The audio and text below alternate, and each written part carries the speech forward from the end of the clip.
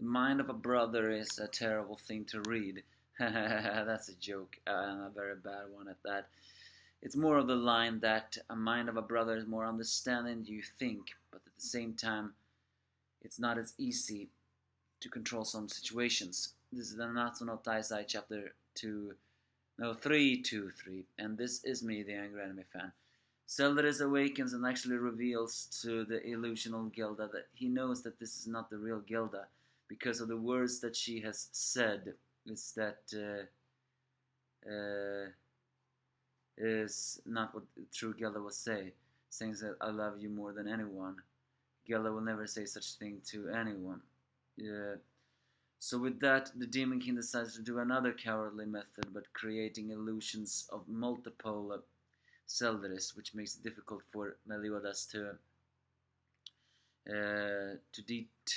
determine who is he, and he cannot slash all the decoys, nor he can cut the strings, because if he does, the mind will feel like it's a fake one. So Gother jumps inside one of them and thus gets forcefully rejected, while he urges Meliodas to take your time and find the real Zeldaris inside of the mind. So as the Demon King keeps on being arrogant, suddenly being distracted is enough for Gilda to slip into the fence and steal a part of Zeldaris' body's blood. And while the Demon King immediately decapitates her, it is not enough to, kill her, because, she is a vampire, and a vampire has a very strong regenerative powers. Although she does points out that having briefly taken some of Zelda's blood did help in the matter. But of course the Demon King proclaims that what she is gonna do is pointless, but she herself points out that stealing the blood to strengthen herself was not the real point of it all. Even the fact that she calls him a hot-tempered old man. She says that she did that so she could enter the spirit world and talk to Cell, because if Meliodas cannot find the illusions of Cell, then maybe she can.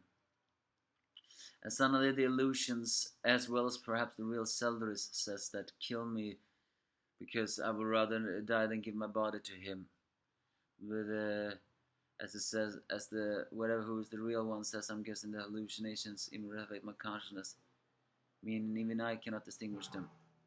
So as he wonders, says Meliodas to tell Gilda this, suddenly the real Gilda gets into the mind of Zeldaris. Now the time to purify everything else is done here. So what the fact that Zelda is saying that the real Gilda will say I love you more than anything, I find that pretty strange, to the fact that he says that Gilda will not say such a thing to me. Is that the fact that Gilda was a surprisingly understanding girl? Is that how these things are meant to go, or something? Well, regardless, some things are what's that word? Some things are a little bit strange in the relationships, but that's the tragic story of love in some cases. So that's basically the chapter. Again, nothing really big happened, although Gilda surviving a decapitation was kind of amazing. A vampire's regenerations can be pretty good, although she seems to imply that by drinking stronger blood she can get stronger, meaning that once she took Zelda's blood, her power level probably increased as well.